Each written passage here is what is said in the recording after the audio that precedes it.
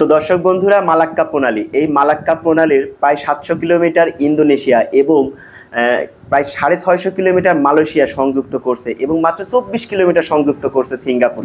তারপরেও এই প্রণালী থেকে সর্বোচ্চ আয় কিন্তু সিঙ্গাপুর করে। কেন করে? এই মালাক্কা প্রণালীর উপর এশিয়ার দেশগুলা, চীন, ভারত, এরা কতটা নির্ভরশীল, এই বিস্তারিত ডিটেলস নিয়ে আমার আজকের এই ভিডিওটি। দর্শক বন্ধুরা, তার আগে আপনাদের কাছে আমার রিকোয়েস্ট, আমার এই ছোট্ট চ্যানেলটি সাবস্ক্রাইব করে বেল আইকন প্রেস করে সঙ্গেই থাকেন। দর্শক বন্ধুরা, 2010 সালে আন্তর্জাতিক সামুদ্রিক বাণিজ্যের যে পণ্য পরিবহন হয় তার কিন্তু 50% পণ্য পরিবহন কিন্তু এই মালাক্কা প্রণালী দিয়ে কিন্তু পরিবহন হয়েছে। তাহলে বুঝতেই পারছেন দর্শক বন্ধুরা, মালাক্কা প্রণালী কতটা গুরুত্বপূর্ণ অর্থনীতির ক্ষেত্রে, বিশেষ করে এশিয়ার দেশগুলোর জন্য। চীনের প্রায় 80% জ্বালানি এই পথ দিয়েই কিন্তু আমদানি করে থাকে চীন। তো সেই চীন এখান থেকে বাঁচার জন্যও কিন্তু বিকল্প পথ কিন্তু বের করতেছে, এটা নিয়েও বলবো এই ভিডিওর পরের অংশ। তো যাই হোক দর্শক বন্ধুরা, মালাক্কা প্রণালীর থেকে সবথেকে বেশি আয় করে হচ্ছে সিঙ্গাপুর, প্রায় $15 বিলিয়ন। তারপরে হচ্ছে আয় করে মালয়েশিয়া, $7 বিলিয়ন। তারপরে হচ্ছে ইন্দোনেশিয়া, মাত্র $3 বিলিয়ন।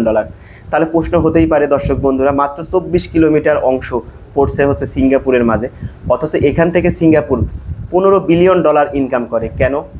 আপনারা হয়তো মনে প্রশ্ন জাগতে পারে যে এই মালাক্কা প্রণালী থেকে হয়তো যে জাহাজগুলো চলে তাদের কাছ থেকে টোল ট্যাক্স এগুলো হয়তো আদায় করে তারা ইনকাম করে থাকে।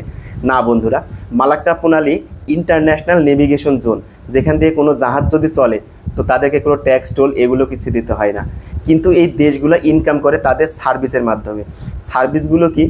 যেমন আপনার হচ্ছে সিঙ্গাপুর যে বন্দর আছে, তারা হচ্ছে এই জাহাজগুলাতে হচ্ছে তেল সাপ্লাই করে, জাহাজগুলার মেরামত করে এবং পণ্য পরিবহনের তারা একটা ডিপো হিসেবে কাজ করে। এই সকল কাজ থেকেই কিন্তু আপনার হচ্ছে সিঙ্গাপুর সবথেকে বেশি ইনকাম করে, প্রায় $15 বিলিয়ন। এখানে কিন্তু ইন্দোনেশিয়া এবং মালয়েশিয়াও কিন্তু পিছিয়ে নেই। এই মালাক্কা প্রণালীর কিছু কিছু জায়গা আছে যেটা মাত্র 2.5 কিলোমিটার প্রস্থ। এই 2.5 কিলোমিটার প্রস্থর মাঝখান দিয়ে এই সামুদ্রিক বড় বড় বিশালাকার জাহাজগুলা নিয়ে যেতে অনেক যে জাহাজের যে পাইলটগুলো থাকে তারা কিন্তু পারে না। তখন কিন্তু ওই ইন্দোনেশিয়া এবং মালয়েশিয়ার স্থানীয় পাইলটদের কিন্তু নেভিগেশন পাইলটদের কিন্তু সাহায্য নিতে হয়। তারা এই সার্ভিসটা দেওয়ার ফলে কিন্তু এই রাস্তাটুকু পার করার জন্য প্রায় $5 লক্ষ থেকে $15 লক্ষ পর্যন্ত তাদের কাছ থেকে চার্জ করে থাকে। এভাবেই ইন্দোনেশিয়া এবং মালয়েশিয়া এই পথ থেকে ইনকাম করে থাকে। তো দর্শক বন্ধুরা, এবার আসি চীনের জন্য কতটা গুরুত্বপূর্ণ এই পথটা। পারস্য এবং আফ্রিকা থেকে যে তেল আমদানি করে থাকে চীন, তার 80% কিন্তু এই মালাক্কা প্রণালী দিয়ে কিন্তু আমদানি করে থাকে চীন। আর 20% করে থাকে রাশিয়া, উত্তর কোরিয়া বা কাজাকিস্তান, এই সকল দেশ থেকে। তো 2003 সালে চীনের প্রেসিডেন্ট শি জিনপিং উনি কিন্তু এখান থেকে বেরিয়ে আসার একটা পথ কিন্তু বের করে। সেই পথটা কি? মায়ানমারের সিটোয়ে বন্দর থেকে চীনের কুনমিং পর্যন্ত একটা হচ্ছে পাইপলাইন কিন্তু নির্মাণ করে চীন। যার ফলে কি হবে, এই মায়ানমারের সিটোয়ে বন্দর থেকে কিন্তু এসে তেলটা ওখানে খালাস করবে এবং ওই পাইপলাইন দিয়ে চীনের কুনমিংয়ে চলে যাবে। তাছাড়াও এই প্রকল্পটাকে কিন্তু roads and belt initiative program কিন্তু বলা হয়ে থাকে, যেটা নিয়ে কিন্তু আমরা মাঝে সাঝেই কিন্তু জানি।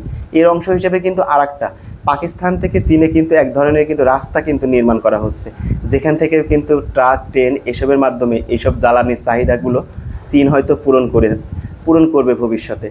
কোনোভাবে যুদ্ধকালীন পরিস্থিতিতে এই মালাক্কা প্রণালীতে যদি আমেরিকা বা চায়নার শত্রু রাষ্ট্রগুলো যদি কোনোভাবে যদি অবরোধ করে ফেলতে পারে, তাহলে চীন কিন্তু মারাত্মক অর্থনৈতিক বিপর্যয়ের মুখে পড়ে যাবে।